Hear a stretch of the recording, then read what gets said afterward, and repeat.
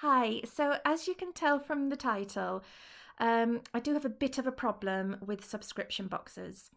I think the idea is wonderful. A monthly parcel of things to really interest your child. Very often they have an educational theme, a craft theme, something like that. My issue is that a lot of them are really expensive and the quality I feel doesn't justify it. A lot of the products that are included are really the equivalent of pound shop or dollar store items, and I think you can make the box yourself for a much better price. The other issue I have is that a lot of the products aren't necessarily the particular thing that you want. Even if you like 90% of something that's in a box, that's still 10% that you've wasted. And if the box is expensive, that can be quite a few pounds or dollars that you've wasted on it. So I've been searching for a long time for a subscription box for my daughter, something for her to look forward to every month. Something educational, but with fun items in there as well, so that she can really look forward to it. And I've been searching for more than a year. I haven't found anything suitable. Because we've been stuck in lockdown, I've actually started to create my own subscription boxes for my daughter. So in this video, I'm going to talk about some of the ideas I've come up with. Other people might have some great suggestions for me. That's wonderful. It's always good to kind of draw on other people's knowledge. So firstly, just to start, I set myself a budget first of all.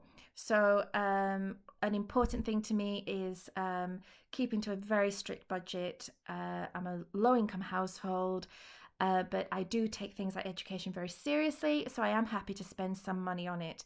But I set myself the budget of £20 per box for the total cost of the box each month, mainly educational with a bit of fun.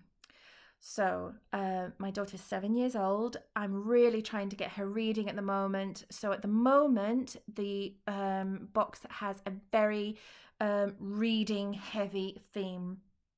And I'm really wanting to get her to read more sophisticated vocabulary, but in a way that doesn't overphase her. And my mum's used to be an English teacher, and she got me onto the Dorling Kindersley educational books. I have to say, I've the best recommendation I've ever had for books. These books are amazing and amazing value. So we've actually already got quite a few of them because I've been doing these subscription boxes now for just over 3 months. I think we're on our fourth one. And firstly, I'm going to show you the books that we've bought so far. So we have here the Children's Encyclopedia. If you look here, the pictures are stunning. And what's great is it's a book that grows with your child. So it starts off with something quite simple, but as you go through it builds on it. So even if your child is reading at a level where they can only read that first paragraph, that's fine. And then over time, they can go on and they can read more of the technical language about it. So as I say, it's something that grows with them. And this is a feature of all of the Dorling Kindersley books. So my daughter really loves this. And she's only just started really independently reading for fun over the last few months. And she's already getting tons out of this book. This one, so surprisingly, I love the price, quite frankly. All these Dorling Kindersley books I got from Amazon. The full retail price in the UK is around £18 to £19. I got them all from Amazon for £12 to £14. Now, Amazon is not the cheapest for everything, but it is pretty much usually the cheapest for books. So for these particular books, I've looked in a few places and Amazon seems to be the go-to place. So this one is really serious technical stuff about the periodic table, and she absolutely loves it. Again, it's written for children, but they don't hold back on the science. They simply modify the language so that children can get a lot out of it. And obviously, the younger age group, they're not going to be able to read every single word. It might be that, and when they're younger, they start off on the pictures, and then over time they read more of the scientific stuff. But she's absolutely loved this, really loved it, highly recommend it. So that's the periodic book. We've also got this one. So they also do these first encyclopedias.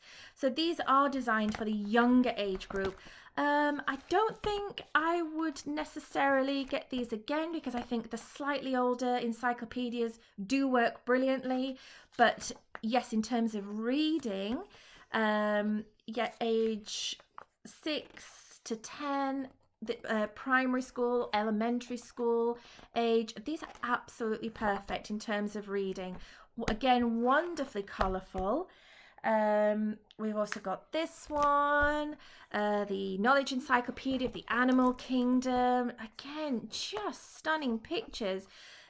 Animals that they'll have heard of, but also animals that children will never have heard of. So really interesting. I'm amazed at how much he's picked up on it. Look at this stunning illustrations. Really wonderful. We've also got this one on the oceans. This is something that she requested. She wanted something about the oceans. Again, very similar. Some loads of pictures, some little facts to amaze them, and then some like hard science to really kind of develop their knowledge. This really will take them through high school. Now, so also I've put in, I'm wanting her to learn French at the moment. So in the subscription box, I've put in a French book. So this is not one single subscription box. One subscription box would be one book for about £12 and then something else thrown in. So these are books that I've done previously in the subscription box. Also, a reading book. Again, Amazon, you can pick up best-selling reading books, £3, £4, £5. So if you got an encyclopedia and a reading book, that could cost you as little as £16, which leaves you £4 for little extra treats to bump it up. Or you could get 3 or 4 storybooks if you're no longer getting encyclopedias. But believe me, there are so many of these encyclopedias on different topics. I've already stocked up for the next few months worth. There's probably, in the Dorling Kindersley range, if you were doing one a month, one encyclopedia a month, it could take you a few years to get through their entire range. They do them on plants, on trees, on dinosaurs, on literally every topic. I think I've got one coming up on history. Really highly recommend. This was just highly reviewed on Amazon. This was in this month's subscription box. So this month I did this one. Never heard of it. I think it's American. I think it is. We'll give it a try. If she doesn't like it, that's fine. If she does, it's a series of 10 books. So that could be 10 subscription boxes, but we'll see if she enjoys it first. So this month it was this book, and then something which she got from the Children's General Encyclopedia, that one. She loved reading about the bones in there. So we've gone from there and got a specialist one just on the human body. She's been absolutely fascinated by bones. So in the blood, she loved it, absolutely loved it. Very surprising, because she hates the sight of blood on her own body, but she loves the book on it. So she got this month, along with that. And then as her treat item, she got, she's collecting gibbets on her Croc shoes at the moment. So this month she got this little ladybird one.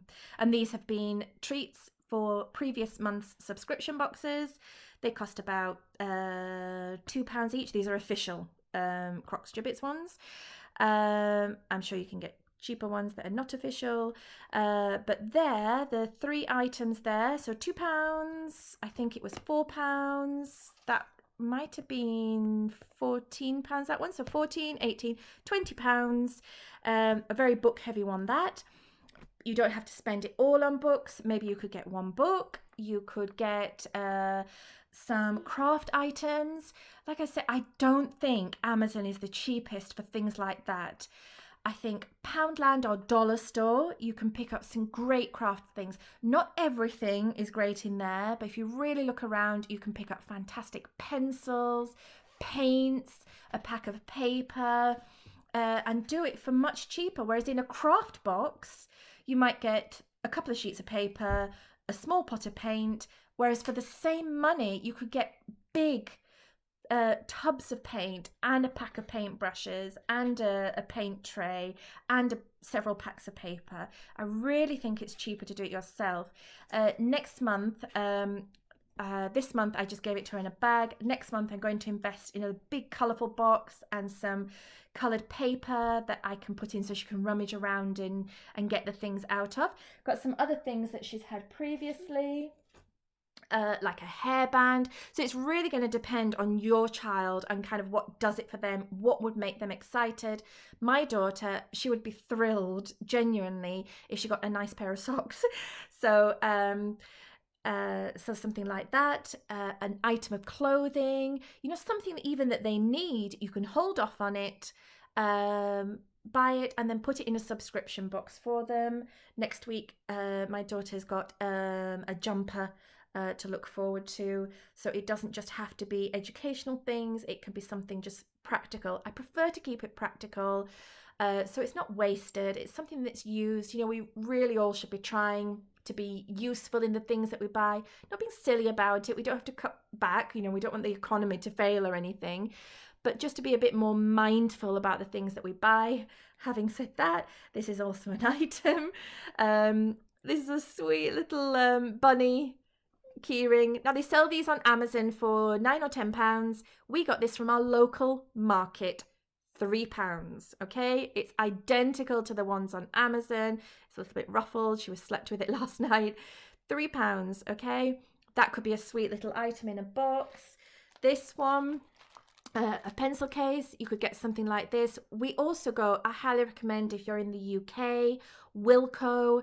They do fantastic things and often cheaper than Poundland because they're not restricted by that £1 price. You can pick up pencils, erasers for 40-50 pence. Highly recommend it. Also keyrings. As you can guess, my daughter does collect keyrings. Also, you can put in games, and these can also be considered educational. We really love card games. So we got Uno there. We've got Simon's Cat. I recommend this. This is great fun. It's very much a shouting out card game. Double, things like this. They're really working on a child's observational skills and confidence skills. You can also put in, a treat. Save money, buy a multi-pack and break it up. That could be 6 subscription boxes there. Or you can get a multi-pack of sweets like this, put in one little pack of love hearts, make it a little bit exciting for them. So basically, I think, and you may disagree with me, you may just like the convenience of paying for it and it turns up, and if they like it, they like it. If they don't, they don't. That's great. But if you're like me and you're on a budget and you can't stand spending money on something that turns out to be not what you want, or is not going to be used, or is going to end up in the bin, I can't stand it. I work really hard for my money. Every penny is accounted for. I'm on a really strict budget and I like to get the best bang for my buck. And I hope you agree here. These are the kind of things that we're getting. I highly recommend you start doing your own subscription boxes. If you've got any ideas, like I said, please put it in the comments below. I'd love to hear about the ideas you have for putting in subscription boxes in future. And my daughter just said then, please like and subscribe to our channel. Yes, okay, please like and subscribe to our channel. I've never said that before, but yes, that would be lovely. I'd love to build a community of like-minded people who are trying to live on a budget but do the best for their kids educationally and in a budgeting and mindful way. So thank you, like and subscribe to our channel, and we'll see you next month with our monthly box.